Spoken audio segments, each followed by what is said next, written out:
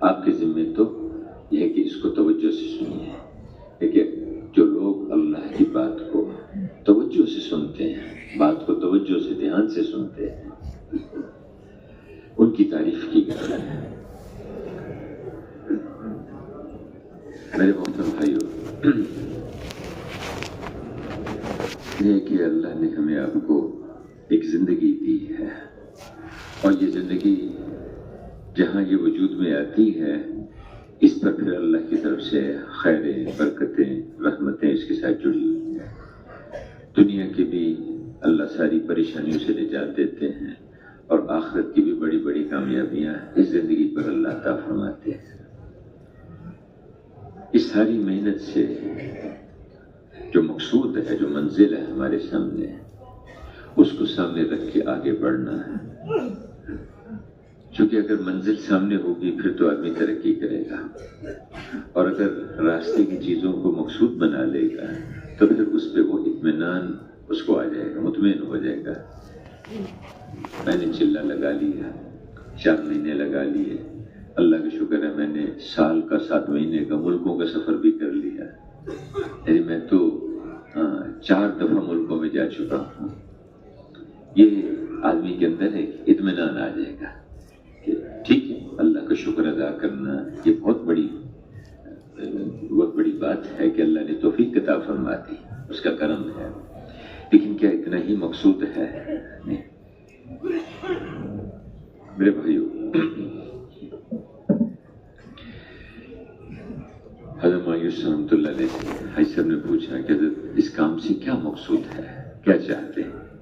وہ کہ ہم چاہتے ہیں اس سے کام سے مقصود یہ ہے کہ پورا دین پورے عالم میں زندہ ہو جائے، پورا دین پورے عالم میں زندہ ہو. یہ مقصود ہے، اور دین تب زندہ ہوگا جب اس کے لیے محنت ہوگی، اور محنت اللہ کے ہاں وہ قبول ہے جو صحیح یقین کے ساتھ کی جائے گی. صحیح یقین کے ساتھ کی جائے گی. صحیح یقین کیا کہ اس ساری کائنات کو بنانے والے اللہ ہے، اللہ کے علاوہ کوئی اس کا پیدا کرنے والا نہیں ہے. اس کو استعمال بھی اللہ ہی کر رہے ہیں، اس میں جو کچھ ہے وہ اللہ نے رکھا ہے. اس سے نفع ملے گا یا نقصان ملے گا، عزت ملے گی یا ذلت حاصل ہوگی، اس کا فیصلہ نہ یہ چیزیں کرتی ہیں، نہ جس کے پاس یہ نقشے ہیں وہ کرتا ہے، بلکہ اس کا فیصلہ اللہ پاک کرتے ہیں. حکومت بھی اللہ کے ہاتھ میں ہے، وہ ملک کا مالک ہے، جس کو چاہتا ہے ملک دے دیتا ہے، جس سے چاہتا ہے ملک لے لیتا ہے، اور جس کو چاہتا ہے ملک دے کر عزت دیتا ہے، اور جس کو چاہتا ہے ملک دیتا ہے اور ذلیل کرتا ہے. نمرود کو اللہ نے ملک دیا اور سر پہ جوتے لگوائے. فرعون کو اللہ نے ملک دیا، اس کی ساری فوجوں اور پارلیمنٹ سمیت سمندر میں غرق کیا. تو ملک دے کر وہ ذلیل بھی کرتا ہے اور ملک دے کر عزت بھی دیتا ہے. یوسف علیہ السلام کو اللہ نے ملک دیا اور قیامت تک کے لیے عزت بھی دے دی. ملک لے کے اللہ عزت دیتا ہے اور ملک لے کے اللہ پاک ذلیل کرتا ہے. یہ اللہ کا نظام ہے. جیسے زندہ میں سے مردہ کو نکال کے لاتا ہے، مردہ میں سے زندہ کو نکال کے لاتا ہے، دن کو رات پر لپیٹ دیتا ہے، رات کو دن کے اوپر لپیٹ دیتا ہے، روزیوں کو تقسیم کرتا ہے، کسی کو تھوڑی دیتا ہے، کسی کو زیادہ دیتا ہے. جیسے اس میں اس کے ساتھ کوئی شریک نہیں ہے، اس طرح اس میں بھی اس کے ساتھ کوئی شریک نہیں. اس یقین کے ساتھ چلنا کہ اللہ کرتے ہیں، اللہ کرتے ہیں، اللہ کرتے ہیں، اور اللہ کے غیر سے، اللہ کے ارادے کے بغیر نہیں ہوتا. اللہ کرتے ہیں وہ. تو محنت اللہ کے ہاں وہ محنت قبول ہوگی جو صحیح یقین سے کی جائے گی. اور حضور صلی اللہ علیہ وسلم طریقہ سیکھ کے کی جائے گی، حضور کے طریقے پر کی جائے گی. آپ صلی اللہ علیہ وسلم اس لیے اس کام میں مقصود ہے کہ محنت میں حضور والا طریقہ زندہ ہو جائے، محنت میں حضور کا طریقہ زندہ ہو جائے. ایک آدمی نماز پڑھتا ہے، اس نماز پڑھنے پر اس کو پورا اجر ملتا ہے. کسی کو آدھا ملتا ہے، کسی کو تیسرا حصہ، کسی کو چوتھا حصہ، کسی کو 10واں حصہ. اور بعضوں کی نماز سر سے اوپر بھی نہیں جاتی، بعضوں کی نماز واپس پھینک دی جاتی ہے. نماز تو پڑھی، سب نے پڑھی، وضو بھی کیا، استنجا بھی کیا، نماز پڑھی، لیکن نماز کس طرح سے پڑھی؟ اسی طرح چلا تو لگایا، 4 مہینے لگائے۔ ایک جملہ ہمارے ہاں چل پڑا ہے، کبھی کبھی سنتے ہیں کہ جی میٹر چل رہا ہے۔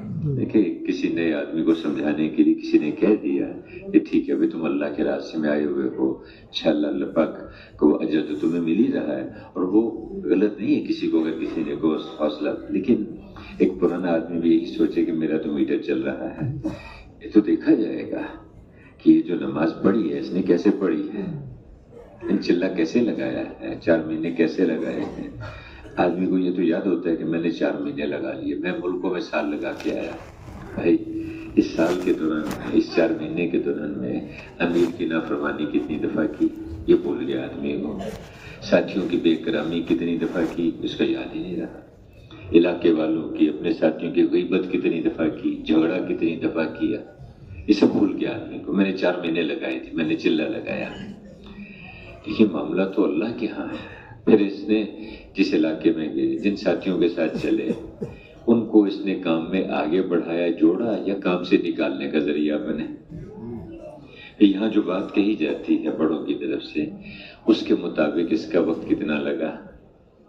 نہیں، جو ہدایات دی جاتی ہیں جماعتوں کو، یہ کوئی ایسا تو نہیں ہے کہ 2-4 بزرگوں نے بیٹھ کے اس کو کچھ لکھ دی ہو، یہ سب قرآن و حدیثیں لی گئی ہیں اور اس کی تفصیل موقع موقع پر سامنے آتی۔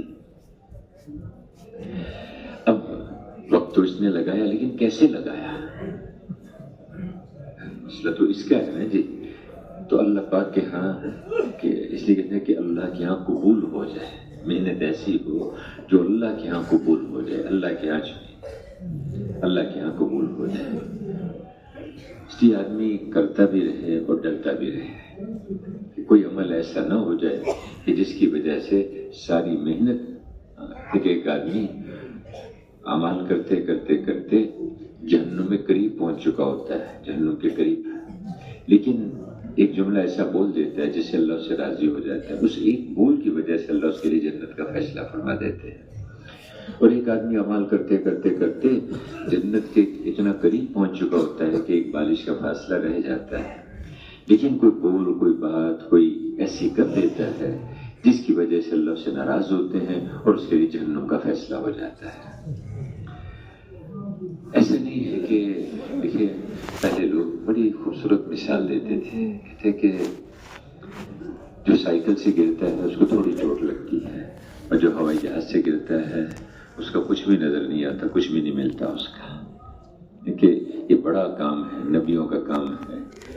اس میں اگر آدمی لاپرواہی سے، بے پرواہی سے چلتا ہے تو ہو سکتا ہے کہ اس کو آگے چل کے اس کا نقصان زیادہ ہو جائے۔ اس لیے اللہ موقع دیتے ہیں، ہر ایک کو توفیق دیتے ہیں، کسی کو 4 مہینے کی، کسی کو چلنے کی، کسی کو سال کی۔ اب وہ بعض ساتھی کہتے ہیں جی وہ 100 آدمی ہے مسجد میں اور مسجد میں 5 ہی جڑتے ہیں، 6 ہی جڑتے ہیں۔ نہیں، اس میں مسئلہ اس کا نہیں ہے۔ وہ 95 نے اللہ کے ہاں اپنے آپ کو قبول ہی نہیں کرا۔ اللہ نے ایک موقع دیا تھا 4 مہینے کا چلنے کا، پھر اللہ نے کہا بھی تم تو باہر ہو جاؤ، تم میرے کام کے قابل نہیں، ایک طرف کر دیا اللہ نے۔ یہ 5 ہیں جو میرے کام کے قابل ہیں، چلو تم۔ کہ جی وہ ملکوں میں وقت لگا کے آئے ہوئے ہیں، نہ کبھی شب جمعہ میں آتے ہیں، نہ کبھی گش میں شریک ہوتے ہیں۔ بھائی اللہ توفیق دیکھو میرے بزرگوں بھائیو، ہدایت کے کچھ درجے ہیں، ہدایت کے درجے ہیں۔ ایک درجہ تو وہ ہے جو اللہ نے سب مخلوق کو دے رکھا ہے، یعنی جس کو جو ذمہ داری دی ہے اس کی طرف اس کی رہنمائی کر دی، اس کو پورا کرنے میں لگی ہوئی۔ گائے ہے اس کے ذمہ دودھ دینا ہے، بیل ہے اس کے ذمہ بوجھ اٹھانا ہے، اسی طرح درختوں کے ذمہ پھل سایہ دینا ہے، پھول دینا ہے، وہ اپنے کام لگے ہوئے ہیں، کر رہے ہیں۔ پھولوں کے ذمہ خوشبو دینا ہے، وہ دے رہے ہیں۔ یہ ہدایت کا ایک درجہ یہ ہے۔ ایک درجہ ہدایت کا یہ ہے اس سے اگلا جو اللہ نے جنات اور انسانوں کے لیے، جو مکلف مخلوق ہے اس کے لیے رکھا ہے۔ وہ کیا ہے کہ اللہ پاک ان کو کفر سے نکل کے ایمان کی طرف اللہ ان کی رہنمائی کرتے۔ اس کے لیے نبی کی محنت ذریعہ بنتی ہے، نبی کی محنت ذریعہ ہوتی ہے۔ اس کے بعد پھر اس سے اگلا درجہ ہوتا ہے، تیسرا درجہ ہے یہ وہ درجہ ہے تیسرا کہ جو ہر ایمان والے کی بھی ضرورت ہے، اور اس کی لامحدود درجے ہیں اس کے پھر، یہ جو تیسرا درجہ ہے اس کے لامحدود اس کے درجے ہیں۔ نبی بھی اس کو مانگتے ہیں، اہدنا الصراط المستقیم، کہ اللہ تو ہمیں اوپر سے اوپر اگلے سے اگلے درجوں میں پہنچا دے۔ تو ہدایت کے اللہ کے ہاں درجے ہیں۔ اب وہ اللہ نے اس کا موقع دیتے ہیں اللہ ہر ایک کو، اور ٹھیک ہے اللہ کا شکر ہے کہ ایمان ہے، لیکن جیسے ملکوں میں وقت لگا کے آگے 4 مہینے لگا لیے، سال لگا لیا اس نے، اور اللہ پاک نے توفیق لے لی اس سے۔ وہ اس کو توفیق کہتے ہیں کہ اللہ نے توفیق سلب کر لی اس سے۔ بعض اوقات کوئی عمل ایسا ہو جاتا ہے، کوئی عمل ہے اس میں وہ جو غالباً فضل صدقات میں لکھا نا جی، کہ اب وہ انتقال مر رہا تھا اور مرتے ہوئے وہ کہہ دی یہ گٹھا اتنے کا ہے، یہ گٹھا اتنے کا ہے، پھر ایک کلمہ پڑھو، کلمہ تلقین کرے، کلمہ نہیں پڑھا جا رہا۔ کیا وجہ ہوئی؟ کہتے میں دکان پہ سودا بیچتا تھا تو میرے عورت آئی، مجھے اچھی لگی، میں اس کے چہرے کو دیکھتا رہا، اور اس کی وجہ سے موت کے وقت کلمہ جو ہے وہ نہیں توفیق نہیں ہو رہا ہے کلمہ سے، ایمان سے۔ تو بڑا کام ہے، اس کے آداب بھی بڑے ہیں، اس کے آداب بھی بڑے ہیں۔ میرے بزرگوں بھائیوں، جو جتنا ڈرتا رہے گا اور اپنے آپ کو کہ اتہموا انفسکم، اپنے آپ کو متہم کرتے رہو اور دوسرے مسلمانوں کے بارے میں خیر کا گمان رکھو، ان کے بارے میں اچھا گمان رکھو، اپنے آپ کو متہم کرتے رہو کہ مجھ سے یہ غلطی ہوئی، مجھ سے یہ غلطی ہوئی، یہ غلطی ہوئی، شاید اس پر نہ پکڑ ہو جائے، شاید اس پر نہ پکڑ لیا جائے۔ امام احمد بن حنبل رحمۃ اللہ علیہ موت کے وقت بھی کہہ رہے ہیں کہ ابھی نہیں، ابھی نہیں، ابھی نہیں، ابھی نہیں، ایسا نہیں، عین موت کے وقت میں شیطان جو ہے ایمان چھین لے، سلب کر لے، ڈر رہا ہے۔ ہم سب تبلیغ میں چل رہے ہیں، سب پرانے شمار ہوتے ہیں، ہماری بات سے، ہمارے عمل سے، ہمارے معاملے سے لوگ دین کے قریب آئے، تبلیغ کے قریب آئے یا کام سے دور ہوئے، دنیا میں ہمیں نہیں نظر آئے گا، کیونکہ جو ہماری ساری بے اصولیوں کے باوجود ساتھ جڑے رہے، چلے رہے، چلتے رہے، وہ تو ہمیں نظر آئیں گے، اور جو ہمیں چھوڑ کر چلے گئے وہ ہمیں دکھائی نہیں دیں گے۔ ہمیں تبلیغ میں ہم چلے، ساتھیوں کے ساتھ معاملہ ایسا کیا کہ اس میں سے کہ بھی میں نے تو آئندہ معذرت کر لی کہ مجھے تو آئندہ نہ گشت کرنا۔ میں ہمارے ایک ساتھی ایک جگہ ایک جماعت میں گئے، میں ایک مسجد تھی، اس میں مسجد میں جماعتوں کے ٹھہرنے کی اجازت نہیں تھی، تو مسجد کے باہر ٹھہر گئے، کافی کوشش کی انہوں نے، لیکن بس کہہ دی وہ نمبردار صاحب کی طرف سے اجازت نہیں ہے۔ درختوں کے نیچے بیٹھ گئے، 2 ساتھی چلے گئے نمبردار صاحب کے پاس، ان سے بیٹھے، بہت ناراض ہوئے، انہوں نے کچھ ڈانٹا۔ بعد میں تھوڑا سا انہوں نے کوشش کی برداشت کرتے، دوستی لگائی، تعلق ہے، تو انہوں نے کہا کہ میں نے بھی سروزے لگائے ہوئے ہیں، میں نے سروزے لگائے ہوئے ہیں، اور میں نے نیت کی تھی کہ میں 4 مہینے لگاؤں گا، لیکن میں نے توبہ کر لی کہ میں نہیں کروں گا۔ بھائی کیا بات ہوئی؟ سارا جب قصہ معلوم کیا تو کہتے میں ایک دفعہ ریل گاڑی میں جا رہا تھا، ایک جماعت بیٹھی ہوئی تھی اور میری گود میں بچہ تھا، بچے کو شدید بخار تھا، بیوی تھی ساتھ میرے، تو میں نے ساتھیوں سے کہا کہ بھی اس بچے کو تھوڑی دیر بیٹھنے کی جگہ دے دو، یا مجھے، میں اس کو گود میں لے کے بیٹھ جاتا ہوں، کہ نہیں ہم نے بک کی ہوئی ہے جگہ، ہماری بکنگ کی ہوئی ہے ہماری۔ تو اس کے بعد سے میں نے توبہ کر لی کہ میں، اگر یہ تبلیغ کا خلاصہ بنتا ہے کہ اللہ نے حضور سے کیا کہ ہم نے آپ کو اخلاق کی تکمیل کے لیے بھیجا ہے، اخلاق کا معیار قائم کرنے کے لیے بھیجا ہے، تو ہماری وجہ سے ٹوٹے زیادہ، یہ جڑے زیادہ، یہ تو مرنے کے بعد فیصلہ ہوگا نا جی۔ ہمارے معاملات، ہمارے لین دین، ہمارا لاہور میں ایک پھلوں کی منڈی ہے، تو ایک کچھ کام تھا تو ہماری جماعت تھے وہاں تم گشت کرتے کرتے ایک جگہ چلے تو ایک دکاندار میرا پہلے سے جاننے والا تھا. میں کہ چلو یہاں آیا تو اس سے ملاقات کر لیتے ہیں. اس کے پاس بیٹھے ہوئے تھے تو میں نے اس سے پوچھا, وہاں گشت کے لیے ہم چلے گئے اس کے پاس. میں نے کہا کہ یہ بتاؤ کہ سب سے ایماندار تاجر کون سے علاقے کا ہے؟ تو اس نے چند تاجروں کے نام لیے کہ اوکاڑا کا فلانا آدمی ہے, مظفر گڑھ کا فلاں شخص ہے, فلانا. اس نے 4-5 کے نام لیے. اچھا میں نے ایک علاقے کا نام لیا. میں نے کبھی وہاں میرے خیال میں یہ تھا کہ وہاں ماشاءاللہ تبلیغ کا کام خوب ہے, سال میں سال لگائے ہوئے, 7-7 مہینے لگائے ہوئے, سینکڑوں, اس وقت سینکڑوں تھے, اب شاید ہزاروں ہوں گے. میں کہ وہاں کا تاجر کیسا ہے؟ تو اس نے بڑے دکھ کے ساتھ ایک جملہ کہا. کہنے لگا جی ہمیں سب سے زیادہ دھوکہ وہاں کا تاجر دیتا ہے. اندر کچھ اور پھل ہوتا ہے, باہر کچھ اور پھل ہوتا ہے. اور جب بات کرو گے بھی تم نے تو 7 مہینے بھی لگائے ہیں, سال بھی لگایا ہے, کہتے وہ تو تبلیغ تو ہمارا دین ہے, یہ ہمارا کاروبار ہے ہمارا. میرے محترم بھائیوں, جس تبلیغ نے اس کی اپنی زندگی کو نہیں بدلا, اس کی تبلیغ سے اوروں کی زندگیاں کیسے بدلیں گی؟ اور جس تبلیغ سے اس کو یہ تمیز نہیں ہے کہ حلال اور حرام کا کیا فرق ہے, جو حلال اور حرام کا فرق نہیں کر پایا, اس تبلیغ سے اس کی زندگی کیا, اس سے آخرت میں کیا بنے گا؟ میرے بھائیو, اس میں ایسے کہ حضرت فرمایا کہ پورا دین زندگیوں میں زندہ ہو, پورا دین زندگیوں میں زندہ ہو. اب وہ کیا انتقال ہو گیا, والد صاحب کا بہنوں کا حصہ دینے کو تیاری نہیں, قبضہ کیا ہوا. یہاں تو قبضہ کر لیا اس نے. ایک علاقے کے ایک جج صاحب تھے, ہمارے ساتھ تبلیغ چل رہے تھے جماعت میں. دیندار علاقہ ہمارا, میں نام نہیں لے رہا, جان بوجھ کے علاقوں کے. تو تبلیغ کا کام بھی خوب ہے.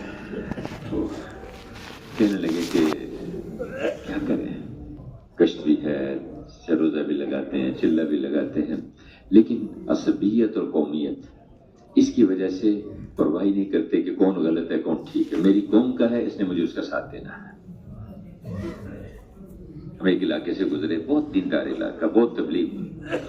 ایک پہاڑی تھی, تو وہاں انہوں نے کہا کہ یہ پہاڑی ہے, اس پہاڑی کے ایک طرف ایک قبیلہ ہے, دوسری طرف دوسرا قبیلہ, اور دونوں تبلیغ میں ہیں, خوب تبلیغ میں چلتے ہیں, اور دونوں طرف کی لڑائی چل رہی ہے آپس میں. وہ کہتے ہیں یہ ہماری ہے, یہ کہتے ہیں ہماری ہے, اور اب تک 150 آدمی دونوں طرف کے مر چکے ہیں. 150 گز کی پہاڑی ہے یہ, نہ حلال نہ حرام, چونکہ میری قوم ہے, میرا قبیلہ, مجھے اس کا ساتھ دینا ہے. جا کے علماء سے پوچھ لو, اللہ جزائے خیر دے اہل علم کو, اللہ ان کی زندگیوں میں برکت دے. ایک ایک موقع پر ایک ایک چیز کو سمجھاتے ہیں. پوچھ لو بھی کس کا حق بنتا ہے, کیا تھا. اب وہ تو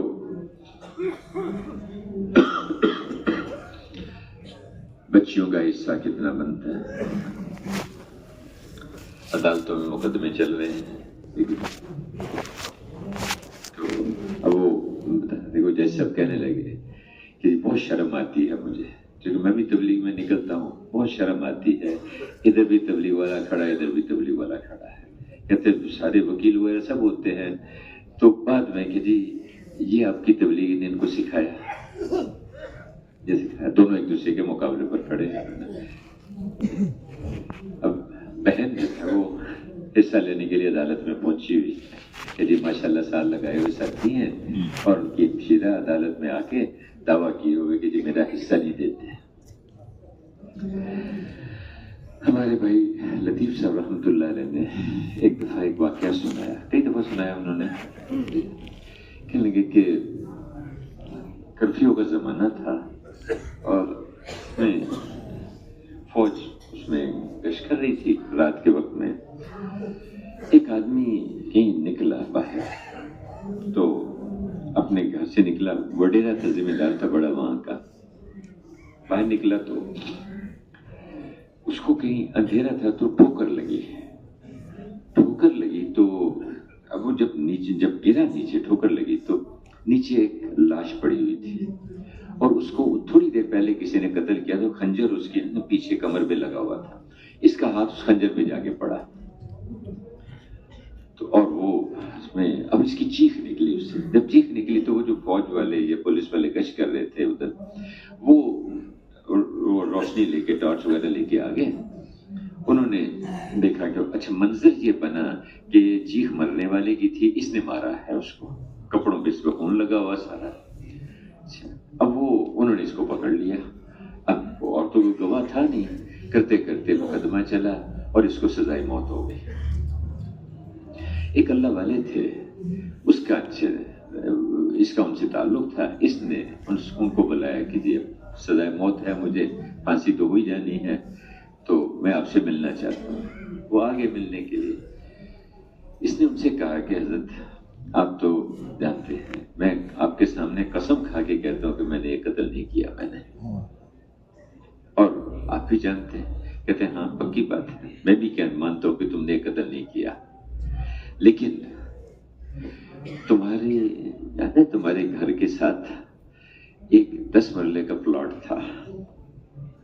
کیا کہا؟ ایک بارش کسی کی زمین پہ قبضہ کر لو گے، 7 زمینوں کا توق پہنایا جائے گا آخرت میں. وہ تو آخرت میں ہو گئی ہے. 10 مرلے کا وہ مسجد کا پلاٹ تھا، کسی نے وقف کیا ہوا تھا، تو نے قبضہ کر لیا. لوگوں نے منت سماجت کی، تجھے بڑا سمجھایا کہ اللہ کے بندے یہ وقف کی چیز ہے، مسجد کا اجتماعی چیز ہے اور مسجد کا مال ہے، تو کون ہوتا ہے اس پہ قبضہ کرنے والا؟ آج تو سرکاری چیز کو اپنا ذاتی مال سمجھ دیا جاتا ہے نا جی. جو اسکول کی پینسل کاپیاں کتابیں لا کے بچوں کو دے دی، سرکاری گاڑی ہے، جو چاہے جیسے چاہے، کبھی بیوی کو سیر کرانے کے لیے جا رہے ہیں، کبھی بچوں کو. یہ تو میں مسئلے نہیں بتا رہا، مسئلے تو بعض جگہ ہوتا ہے، گنجائش بھی ہوگی تو مفتی صاحبات بتائیں گے. تو اب وہ سرکاری چیز ہے، اس پہ قبضہ کر لیا. اس پہ زمین ہے سرکاری، سڑک تو سرکاری چیز ہے جی. اب اپنی دکان بڑھا کے اس پہ قبضہ کر لیا جی. کسی کو کیا پتا ہے؟ اچھا، اب وہ پیدل چلنے والوں کا راستہ ہے، فٹ پاتھ ہے، اس پہ اپنی دکان بڑھا دی، اپنی سجا دی. اب وہ کوئی سڑک سے گزر رہا ہے، کسی کو جو ہے وہ موٹر سائیکل کی ٹکر لگی، کسی کو گاڑی کی لگی، وہ بیچارہ وہیں اللہ کو پیارا ہو گیا. تو کیا ہے دکاندار جو ہے اس میں اس کا مواخذہ نہیں ہوگا؟ ادھر راستوں کو تنگ کر کے ریڑیاں لگا لی اور راستے تنگ کر دیے گزرنے والوں کے. اور جو علماء سے پوچھے آدمی تو ایک علماء کی بڑی تعداد ہے، علماء کے ہاں ایک رائے، یعنی اہل علم کی ایک رائے یہ بھی ہے کہ ایسے جو دکاندار ہیں ان سے سودا خریدنا بھی جائز نہیں، چونکہ یہ سے زمین پہ اس کو ہے ہی نہیں، اس طرف توجہ نہیں کہ حلال کیا حرام کیا ہے. تو وہ انہوں نے کہا کہ یہ تجھے جو سزا مل رہی ہے نا جی، ہاں یہ تجھے اس کی نہیں مل رہی قتل کی، یہ تجھے اس کی سزا مل رہی ہے، تجھے سزا موجود ہو رہی ہے کہ تو نے اس پہ جو قبضہ کیا ہوا، یہ 10 مرلے مسجد کی زمین پہ تو نے قبضہ کر لیا نا. اب یہ تو دنیا میں ہے، اب مرتی آخرت میں کیا ہوگا وہاں کی ابھی سے تیاری کر دیتا. وہاں جو تیرے گلے میں توق لٹکایا جائے گا نا جی، اس دن پتہ چلے گا. ایک ہمارے دوست نے ایک لاہور میں، ان کی مسجد کے ایک نمازی تھے، ماشاءاللہ بارش تھے، بڑی عمر کے تھے، 65-70 سال ان کی عمر تھی.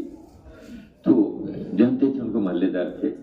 تو کہتے میں نے ان سے پوچھا کہ چچا کیا بات ہے، آپ کے 4 بیٹے ہیں اور چاروں خوب کھاتے پیتے ہیں، ایک ایک کے گھر میں 2-2 3-3 گاڑیاں کھڑی ہیں، بڑے بڑے گھر ہیں ان کے، لیکن آپ بیمار ہو جاتے ہیں تو مسجد کے ساتھ ہی آپ کو اسپتال لے کے جاتے ہیں، دوائی لا کے دیتے ہیں، وہ پوچھتے بھی نہیں آپ کو وجہ کیا ہے. اس نے تو چھوٹتے ہی اس نے کہا کہ بیٹا کیا بتاؤں، ساری زندگی ان کو حرام کھلایا ہے، اب اس کو بھگت رہا،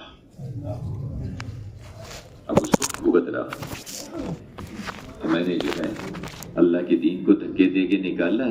آج مجھے جو ہے وہ میری اولاد گھر سے دھکے دے دے کے نکال رہی ہے مجھے، جس اولاد کے لیے کیا.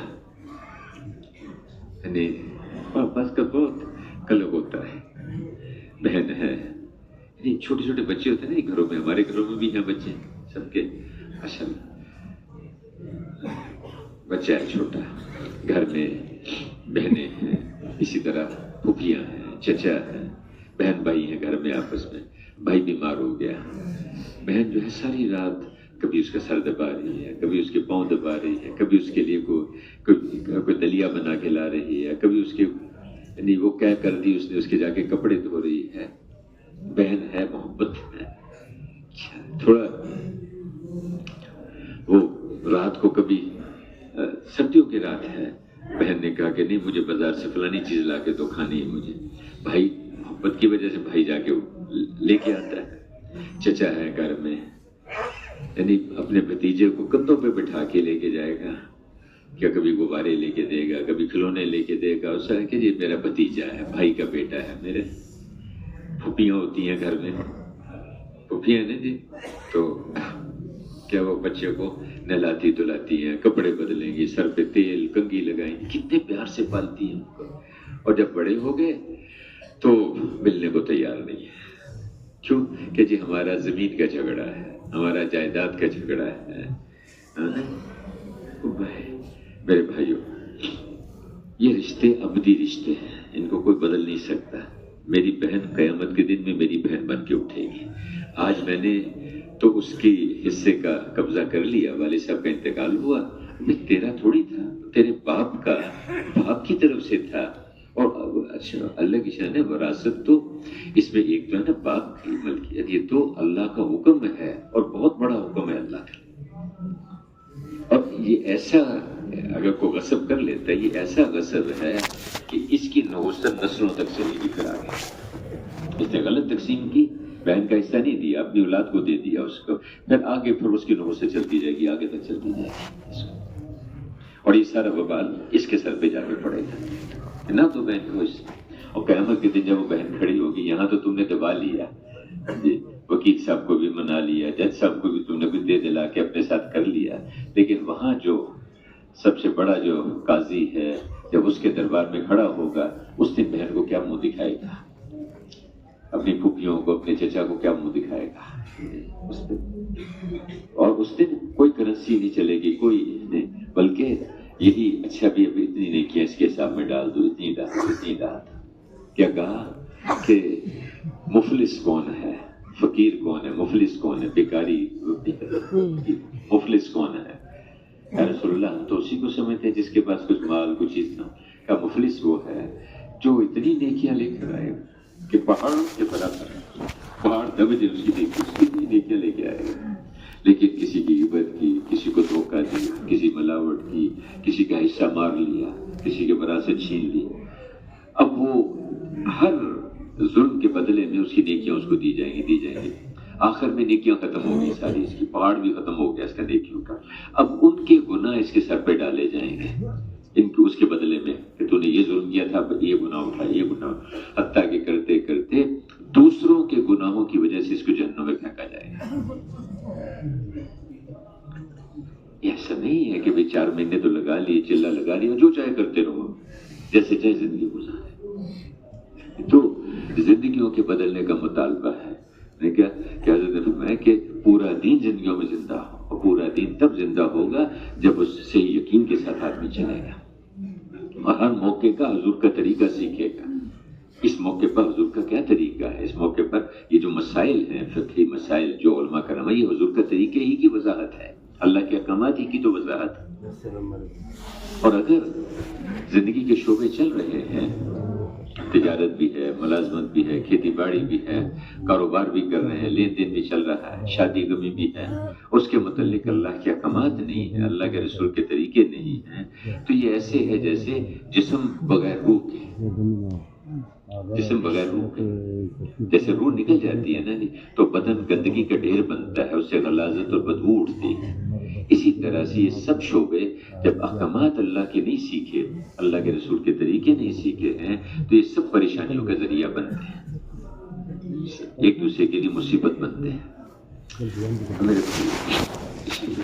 اب اولاد ہے، اولاد کا کیا حق ہے، بیوی کا کیا حق ہے، بغیر وجہ کے ڈانٹ ڈپٹ کرنا، اس کو جو ہے وہ ان کے پاس تو اللہ رحم کر دے، پٹائی تک شروع کر دیتے ہیں. اس سے گری ہوئی بات کیا ہوگی؟ ٹھیک ہے، دیکھو اللہ کے رسول نے بعض موقعوں پر بعض جگہ کی اس کی گنجائش دی ہے، لیکن وہ علماء سے پوچھنے کی بات ہے. اور ہمارے جیسے جو اپنے اپنے غصے کے ہاتھوں مغلوب ہو کے جو ہے وہ بیچارے جو ہے وہ تو نفس پورا کر رہے ہیں اپنے نفس کی وجہ سے چل رہے تھے. ہاتھ اٹھانا کمزور پر ہاتھ اٹھانا ہی تو گری ہوئی بات ہے. آپ نے فرمایا کہ تم میں سے سب سے اچھا وہ ہے جس کے اخلاق اچھے ہیں. اور اخلاق کس کے اچھے ہیں؟ جو اپنی بیوی کے ساتھ اچھا سلوک کرتا ہے. معیار بتا دیے، چونکہ یہ تو کہیں جا نہیں سکتی نا جی. اب جو اپنی بیوی کے ساتھ اچھا سلوک کرتا ہے اس کے اخلاق اچھے ہیں. یہ جو ہے کہ میں اپنی بیوی کے ساتھ اپنے گھر والوں کے ساتھ تم میں سے سب سے اچھا ہوں. یعنی مجھے دیکھو کہ میں کیسے چلتا ہوں ان کے ساتھ. ٹھیک ہے، کبھی تربیت بھی کرنی پڑ جائے، بتانا بھی پڑے گا ان کو. اس کے لیے ماحول بنانا پڑتا ہے. اب سے روزہ تو لگوایا نہیں کبھی، اس کا چلے میں کبھی لے کے نہیں گئے. کہتے کہ بھئی یہ تو 4 مہینے میں نے لگائے اور یہ بھی ساری اس طرح سے چلنے والے بندے گھروں کے افراد بھی جیسے میں چل رہا ہوں. اللہ پہلے ان کا کچھ وقت لگواؤ، کچھ ان کو ماحول میں لے کے جائیں.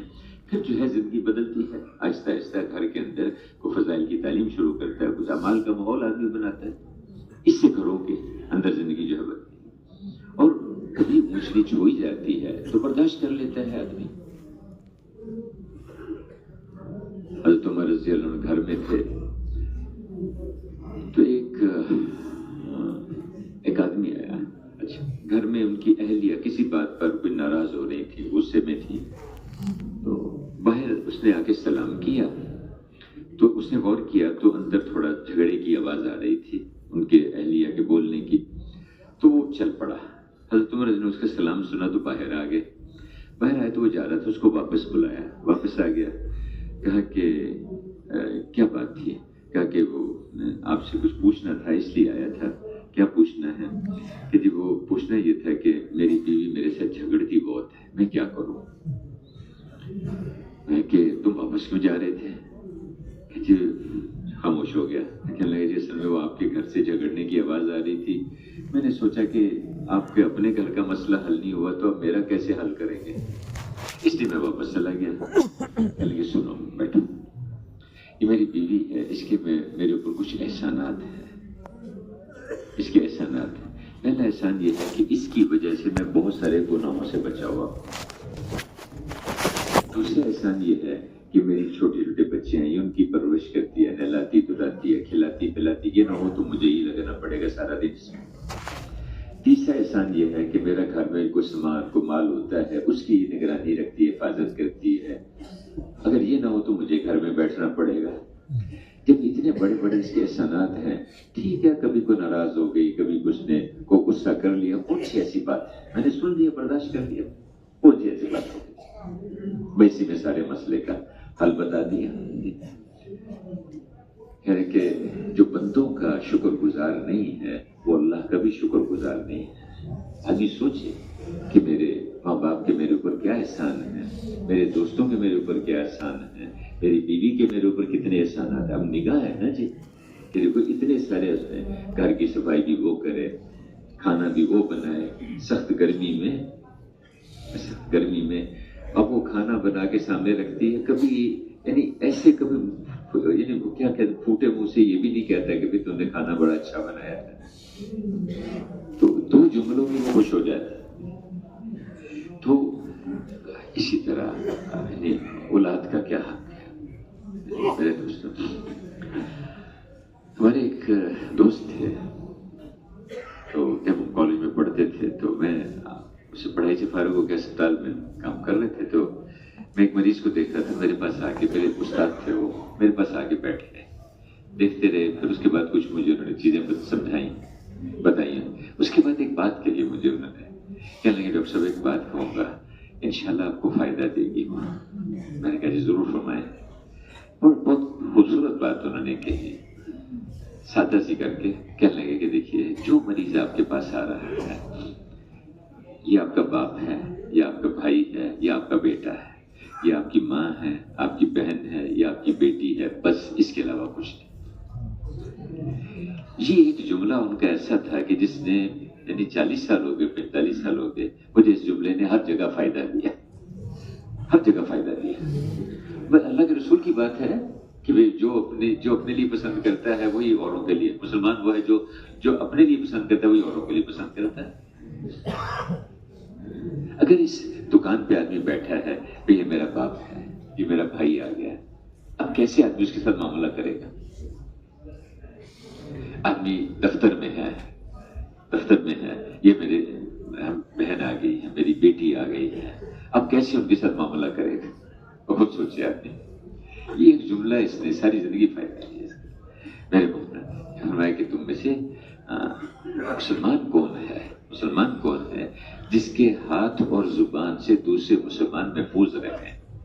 ہاتھ اور زبان سے غیبت، بہتان، گالی، جھوٹ اور ان سب سے بچے، زبان سے محفوظ رہے۔ دیکھیں یہ زبان، ابو بکر نے کیا زبان پکڑ کے، اس کا حجم تو چھوٹا ہے لیکن اس کا جرم بہت بڑا ہے۔ حجم ہو صغیر و جرم ہو صغیر و جرم ہو کبیر۔ جرم ہو صغیر، جرم کہتے ہیں جسامت تو اس کی چھوٹی ہے، جرم ہو صغیر و جرم ہو کبیر۔ کفر بھی اسی سے ظاہر ہوتا ہے، شرک بھی اسی سے ظاہر ہوتا ہے، اور اسی نے دیکھیں وہ تو تین چیزیں کہی نا کہ جب میری امت آپس میں گالی گلوچ اختیار کرے گی تو اللہ کی نگاہ سے گر جائے گی۔ جو اللہ کی نگاہ سے گری ہوئی ہوگی، جو اللہ کی نگاہ سے ذلیل ہوگا، بتاؤ اس کو کون عزت دے سکتا ہے؟ تو جرم ہو صغیر، جرم ہو کبیر۔ تو زبان اور شرم کا، اس کی مجھے ضمانت دے دو، اسے جنت کی ضمانت دے دو۔ میں کہ جس کے مسلمان کون ہے؟ جس کے ہاتھ اور زبان سے دوسرے مسلمان محفوظ رہے، یہ مسلمان ہے۔ اور نہ ہاتھ سے محفوظ ہے، نہ زبان سے محفوظ ہے، بتاؤ۔ پھر اگلی بات کیا ہے کہ مسلمان وہ ہے کہ جو اپنے لیے پسند کرتا ہے وہی اوروں کے لیے بھی پسند کرتا ہے۔ اور اس سے اگلی بات کیا ہے کہ بہترین شخص کون ہے، بہترین انسان کون ہے؟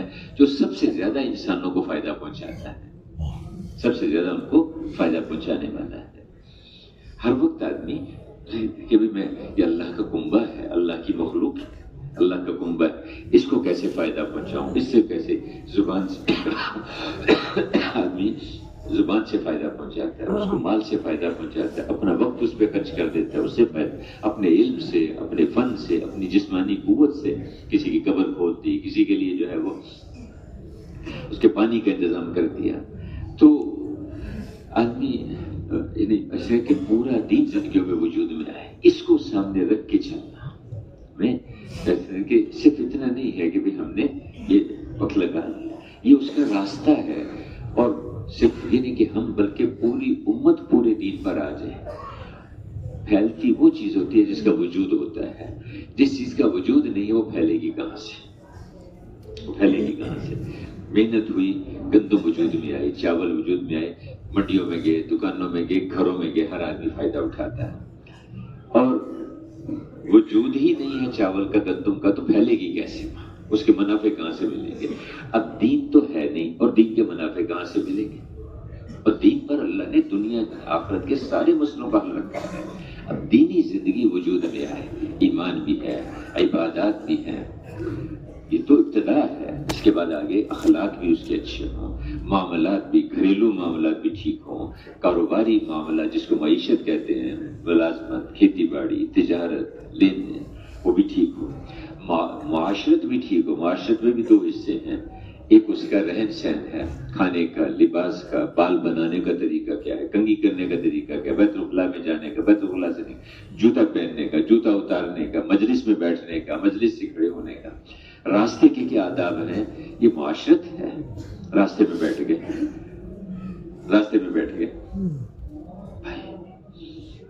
تو اسی طرح معاشرت میں حقوق بھی آتے ہیں۔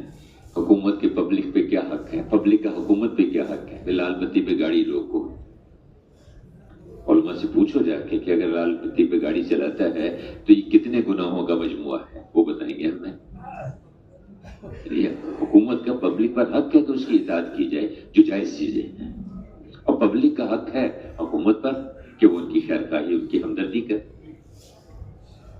تو معاشرت معاشرت ہے. پھر میرے بھائیو اس سے آگے قضا ہے کہ کہیں دو مسلمانوں میں کوئی جھگڑا اختلاف ہو گیا تو اس کو اہل علم کے پاس جا کے اس کو حل کرائے. اس کو یہ کوئی عدالتیں ہیں کہ 95 سال کے بعد مقدمے کا فیصلہ ہو رہا ہے, 110 سال کے بعد مقدمے کا فیصلہ ہو رہا ہے. وجہ کیا کہ اللہ کے اوامر مٹے ہوئے ہیں, اس لیے ہر شعبہ جو ہے وہ عذاب بنا ہوا ہے, مصیبت بنا ہوا ہے احکامات کے مٹنے کی وجہ سے. جیسے میں نے کیا نا کہ جانور میں سے روح نکل گئی تو اب کچرے کا ڈھیر بن گئی, ایسے ہی احکامات کے مٹنے کی روح تو اللہ کا امر ہے نا جی. اسی طرح یہ اللہ کے اوامر ہیں. اور اس کے بعد پھر جب یہ ساری چیزیں وجود میں آتی ہیں پھر اللہ پاک کہتے ہیں اچھا تم نے یہ ساری زندگی کو اس کو وجود میں لیا ہے, آؤ اب تمہیں ہم اختیار دیتے ہیں. پھر اللہ پاک حکومتیں ملک ان کے حوالے کرتے ہیں کہ چلو اب ان میں ایمانی زندگی کو قائم کرو ان کو. پھر اللہ پاک اس کے یہ پوری ایک زندگی ہے جس کو وجود میں لانے کی کوشش کرنی ہے میرے بھائی, اس کو سامنے رکھ کے محنت کرنی ہے. اب وہ اگر آدمی اسی پہ مطمئن ہو جائے کہ میں نے تو سال لگا لیا, 4 مہینے لگا لیے, چلہ لگا لیا, ٹھیک ہے, شکر گزار ہونا اور بات ہے, اطمینان ہو جانا اور بات ہے. جو ہی مطمئن ہوتا ہے آدمی اس سے پھر نیچے کو جانا شروع ہو جاتا ہے, اس کی ترقی رک جاتی ہے, آگے نہیں بڑھ پاتا. اور اگر ہم سے کوئی گشت چھوٹ گیا, سروزہ چھوٹ گیا, چلہ ہم سے نہیں لگا, تو میرے دوستوں بزرگوں اس پہ آدمی توبہ کرے, اللہ سے معافی مانگے کہ اللہ اب تک جو ہوا تو معاف کر دے. اور اس میں جہاں میرے بھائی تھوڑا اپنے آپ کو سنبھالنا بھی چاہیے کہ اگر دیکھیں نماز چھوٹ گئی تو کیا خیال ہے, چھوٹ گئی قضا ہے کہ نہیں, اس کی کرتے ہیں نا جی. روزہ چھوٹ جائے کسی وجہ سے چھوٹ گیا تو کیا خیال ہے, روزہ بعد میں رکھتا ہے کہ نہیں رکھتا. یہ عجیب بات ہے, یعنی اس میں تربیت ہے ہماری. ایک آدمی کے ذمہ زکوٰۃ پچھلے سال کی رہتی تھی, 2 سال کی زکوٰۃ نہیں دی اس نے, اب احساس ہوا تو کیا علماء بتائیں گے اس کو کہ بھائی پچھلی زکوٰۃ دے گا کہ نہیں. وہ اب وہ قربانی اس کے ذمہ واجب تھی, قربانی نہیں دے سکا. میرے بھائیو دوستوں بزرگوں, دیکھو ہمیں اپنے آپ کو سنبھالنا چاہیے کہ میرا گشت چھوٹ گیا, کیوں چھوٹا, میرا سروزہ کیوں چھوٹ گیا. اب اس میں آدمی دیکھے کہ میں کیا کروں اس کے لیے. اس لیے ہمیں اب جب آدمی اپنی اس کا خیال رکھے, ورنہ تو شیطان تو پھر اس کے لیے نفس اور شیطان جو ہے نا وہ تھوڑا سے چھوڑے گا, پھر آگے سے آگے چلتا ہے. اس لیے ہماری کہ ہر یہ محنت ہے, اس کی جب پابندی ہوگی, اس کا اہتمام ہوگا, اس سے پھر دین پر چلنے کی استعداد پیدا ہوگی, اور جتنی استعداد بڑھے گی اتنا دینی زندگی وجود میں آئے گی. پورے عالم میں پوری وہ زندگی وجود میں آ جائے, اس کو سامنے رکھ کے محنت کرنی ہے. افراد سے افراد کی زندگیاں بدلتی ہیں, قومیں اور ملکوں سے اثر لیتے ہیں. پورے ملکوں کو ہم ایسا بنا دیں, اس سے انشاءاللہ ان کو دیکھ کے پھر قومیں اور ملک اسلام کی طرف آئیں گے, بشرطے کہ اسلامی زندگی وجود میں تو آئے. اس کو سامنے رکھ کے ہم کوشش کریں گے. اللہ سے دعائیں بھی مانگیں گے, وہ اللہ سے مانگیں, اور اب تک جو کمی ہوئی اس میں ہم اللہ سے معافی مانگے, استغفار کریں. یا اللہ گشت میں, تعلیم میں, دعوت میں, خروج میں, مقام کے کام میں, جماعتوں کی نصرت میں, معاملات میں, لین دین میں, معاشرت میں, اللہ ایسا نہ ہو کہ کہیں آخرت میں میری اس پر پکڑ ہو جائے. اے اللہ تو ہمیں معاف کر دے اور سارے مسلمانوں کو معاف کر دے, اور آئندہ کے لیے اس میں ہم صحیح رخ پہ آنے کی اللہ سے مانگیں اور اس کو اپنا کام بنا کے چلیں گے. تو کیا خیال ہے, تیار ہیں اس کے لیے؟ بہت اچھی نماز کی تیاری کرو.